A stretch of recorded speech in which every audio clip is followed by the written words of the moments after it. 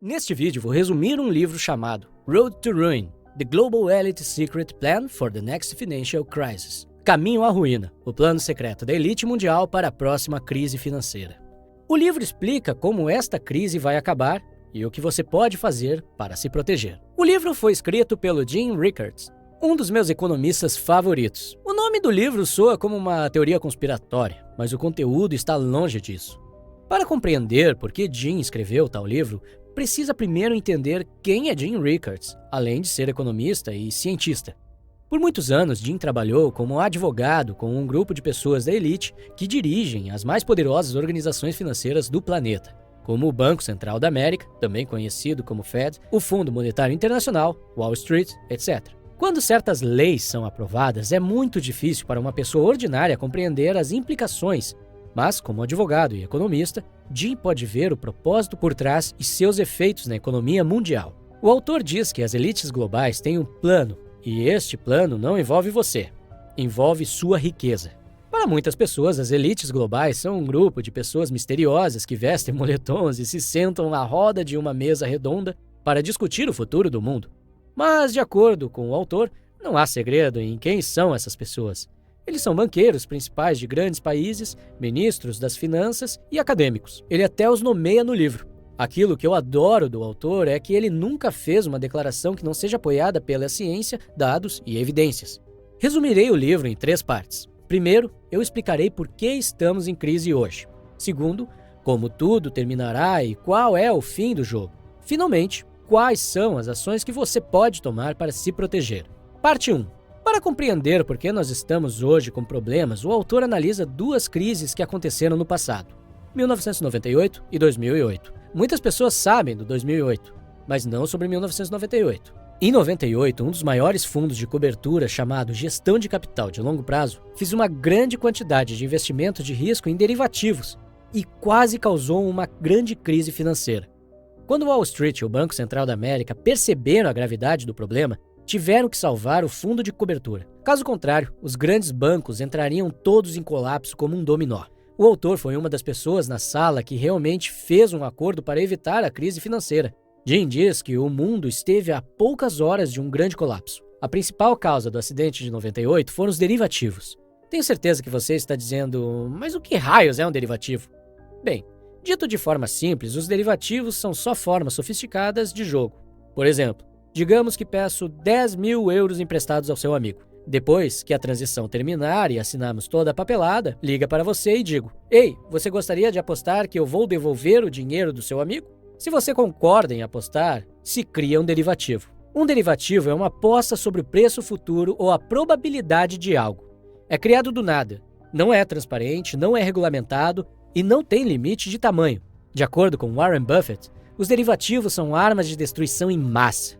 Se tivéssemos aprendido nossa lição em 1998 e nos tivéssemos livrado dos derivativos, não teríamos a crise financeira de 2008. Mas como você sabe, isso não aconteceu e o resto é história. Em 2008, o problema foi muito maior. Então o Fed teve que intervir e salvar os bancos e as principais instituições financeiras. O Fed reduziu as taxas de juro a 0 e aumentou seu balanço de 850 bilhões para mais de 4 trilhões de dólares. Depois da crise, se eles reduzissem sua folha de balanço de volta para o mesmo nível e incrementassem as taxas de juros, eu diria: ótimo, vocês entraram em dívida para salvar o mundo e, quando a crise acabou, apagaram. Mas isso não aconteceu. Como as pessoas comuns, os governos também pegam emprestado nos momentos difíceis e pagam nos momentos bons. Mas parece que nós esquecemos essa regra simples. Para dizer de outra forma, em 2008, o paciente teve um infarto e o médico usou todos os remédios e não reabasteceu o caixa de remédios. Hoje a saúde do paciente está muito pior do que antes e o médico não tem remédios. Algumas pessoas dizem: bem, qual é o problema? Paramos a crise financeira em 2008 imprimindo dinheiro. Por que não imprimir dinheiro novamente? Ele não é apoiado por nada que você possa imprimir o quanto quiser. Bem, é verdade que hoje não há ouro ou prata respaldando nenhuma das moedas. Mas há uma coisa importante por trás de todas as moedas do mundo. E isso é a confiança. A única razão pela qual você aceita o meu peso, o euro ou o dólar é porque você confia que quando for fazer compras, o encarregado do caixa o aceitará de você. Se você continuar imprimindo, as pessoas acabarão perdendo a confiança. E a confiança é uma coisa muito frágil. Uma vez perdida, não pode recuperá-la.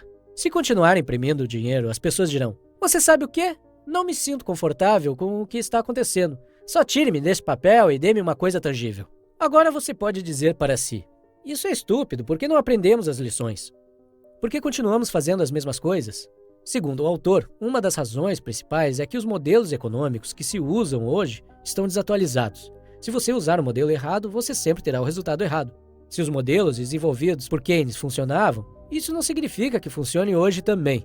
A economia é uma ciência e nas ciências as coisas mudam constantemente. Newton foi um dos maiores pensadores, mas muitos anos depois, Einstein provou que sua teoria estava errada. Isso não significa que devemos desconsiderar completamente a Newton. Para a sua época, a teoria de Newton era a melhor que poderíamos ter, da mesma forma que a teoria keynesiana pode ter funcionado bem para seu tempo, mas agora não funciona, e por isso não podemos culpar Keynes. Só podemos culpar seus seguidores. Vou dar um exemplo onde você pode ver por si mesmo como alguns dos modelos estão desatualizados. Por exemplo, quando estava estudando na universidade, aprendi sobre a curva de Phillips no meu curso de macroeconomia. De acordo com a curva de Phillips, há uma relação negativa entre o desemprego e a inflação. O que quer dizer que quando o desemprego cai, a inflação deve subir. Mas isso não acontece na maioria das vezes. Você pode observá-lo por si mesmo, se observar a economia. Passo 2. Como a crise vai acabar?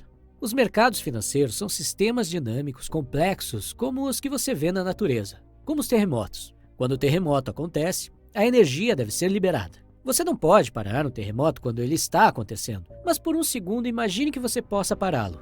Se você pudesse pará-lo, a energia não desapareceria, ela apenas ficaria lá e seria liberada eventualmente. A mesma coisa se aplica aos mercados financeiros. Em 2008, paramos o terremoto financeiro, mas isso não significa que a energia desapareceu, ela será liberada. Como você pode ver, cada crise fica maior do que a anterior. Em 98, Wall Street salvou o fundo de cobertura. Em 2008, o Banco Central salvou a Wall Street. Agora a questão é quem salvará o Banco Central. Jim diz que a única organização com um balanço limpo que pode salvar o Banco Central é o FMI, Fundo Monetário Internacional. As elites globais sabem que o sistema é instável e acabará entrando em colapso. Assim que as coisas começarem a ficar feias, o que parece que já está acontecendo, eles intervirão para implementar sua solução. Na primeira etapa, o sistema será congelado. Mesmo a quantia que você pode sacar no caixa eletrônico será limitada a uma pequena quantia só para comprar comida e gasolina. Assim que o sistema for aberto, não teremos o dólar como principal moeda mundial. O dólar será como qualquer outra moeda local, como o peso mexicano. Agora você pode estar se perguntando qual será a moeda principal se o dólar perder sua posição. Bem, a resposta é a moeda do FMI, chamada DES, Direitos Especiais de Saque. A DES também é conhecida como moeda mundial, e o próprio FMI é conhecido como Banco Central Mundial. O autor diz que o objetivo das elites é criar uma ordem mundial, um governo mundial, uma moeda mundial e uma tributação mundial. Eles sabem que seu plano não é muito popular e têm tentado construí-lo peça por peça desde 1969, alterando a legislação. Em condições normais, nenhuma nação concordaria em entregar todos os seus poderes a um governo central, especialmente os Estados Unidos. Mas assim que houver caos e sangue nas ruas, o plano das elites será apresentado como a melhor solução. O enfraquecimento do dólar americano faz parte do plano. Os Estados Unidos são a nação mais forte e eles não vão querer renunciar ao controle facilmente.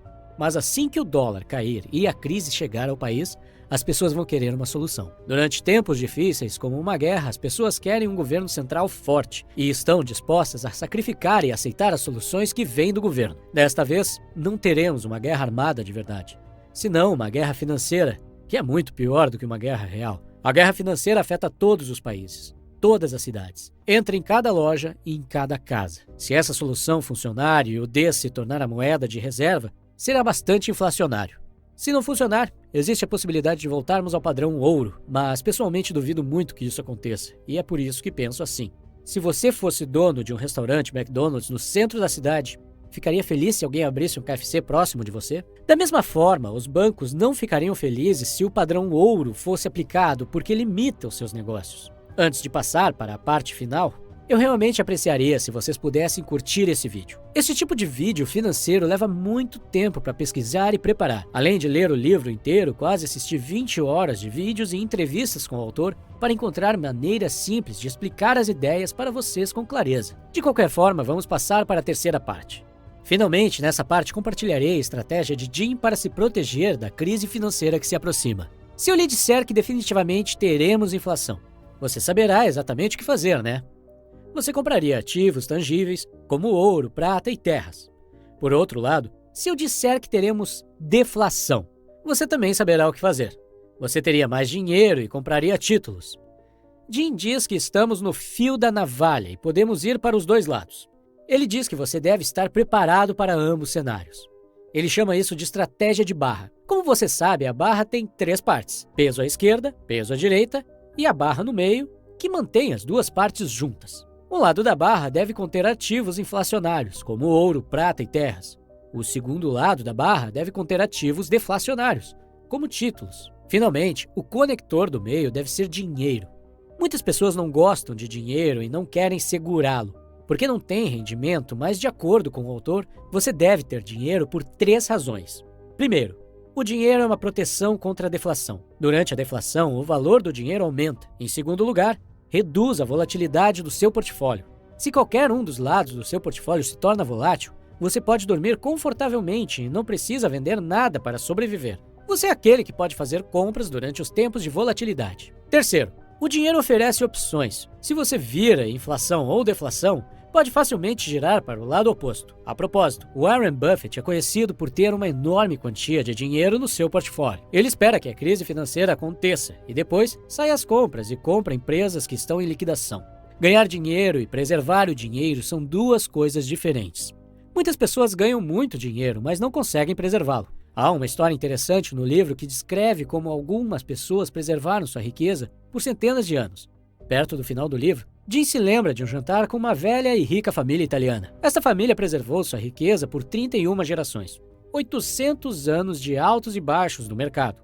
Através de epidemias, pandemias como a peste negra, inúmeras guerras nacionais, locais e até 2 guerras mundiais. Jim fez uma pergunta simples, mas perspicaz a esta família. Como uma família mantém sua riqueza por tanto tempo? Não parece real, deve haver um segredo. A resposta da família foi 1/3, 1/3, 1/3.